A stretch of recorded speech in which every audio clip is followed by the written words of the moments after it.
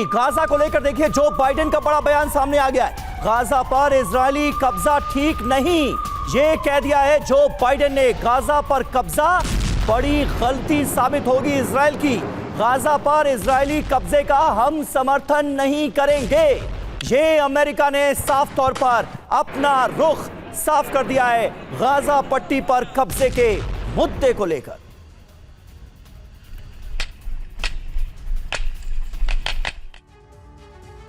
तो ये Joe Biden का बहुत बड़ा बयान है। आइए देखते हैं कि गाजा पर कब्जे को लेकर अमेरिकी राष्ट्रपति से सवाल क्या था और उन्होंने इसका जवाब कैसे एकदम साफ साफ लफ्जों में दिया।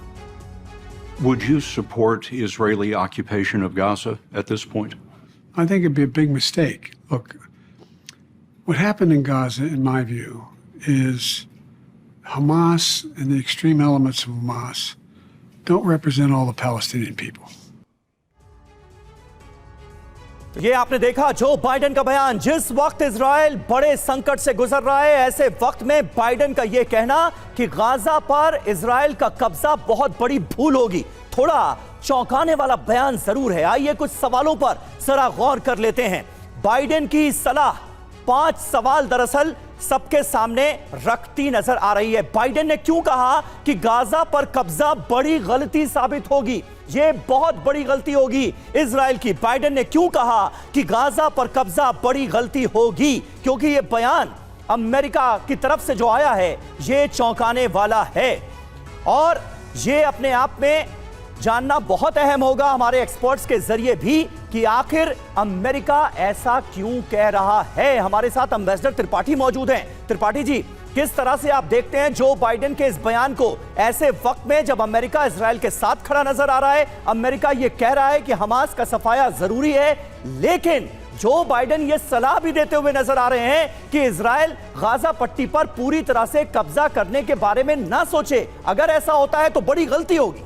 देखिए, मेरे ख्याल से समीर, बाइडेन जो कह रहे हैं वो सही कह रहे हैं। वो इजराइल के लाइन पे भी है, क्योंकि इजराइल ने भी कहा है हमास को ख़त्म करना होगा, उसके लिए हम हर प्रयास करेंगे, सभी कुछ करेंगे।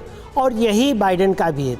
उनका कहने का मतलब ये है कि गाजा पट्टी पे जो एक्शन हो रहे हैं वो एक्शन करके हमास को ख़त्म होने के बाद इजराइल उसको अपने कब्जे में न रखे, और इजराइल रखेगा भी नहीं, क्योंकि मेरा ख्याल है कि इजराइल उसके बाद उसको पैलेस्टीनियन अथॉरिटी को पहले के एग्रीमेंट्स के तहत सौंप देगा। पैलेस्टीनियन अथॉरिटी के चेयरमैन महमूद अब्बास ने भी कहा है कि हमास हमसे हमारे साथ नहीं, हमास हमसे बिल्कुल अलग है और हम हमास का समर्थन नहीं करते।